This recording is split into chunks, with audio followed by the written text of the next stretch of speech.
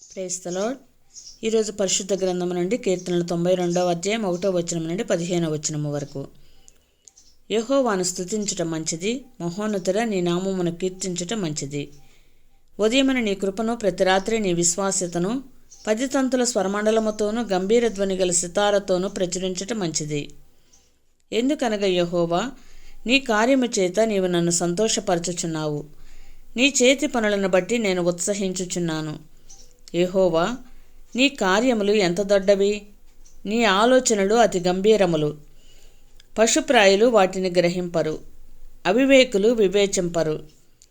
నిత్యనాశనమునందుటికే గదా భక్తిహీనులు గడ్డి వలె చిగుర్చుదురు, చెడు పనులు చేయువారందరూ పుష్పించుదురు. యెహోవా, నీవే నిత్యము మహోన్నతుడుగా నుందువు. నీ శత్రువులు యెహోవా, నీ శత్రువులు నశించెదరు.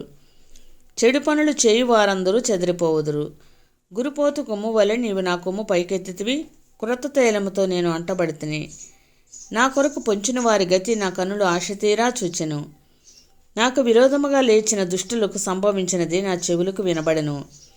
నీతిమంతులు ఖర్జూర వృక్షము వలె మొవ్వవేయుదురు, లెబనోను మీద దేవదారు వృక్షము వలె వారు ఎదుగుదురు. యెహోవా మందిరములో నాటబడిన వారై వారు మన దేవుని ఆవరణములలో వర్ధిల్లుదురు.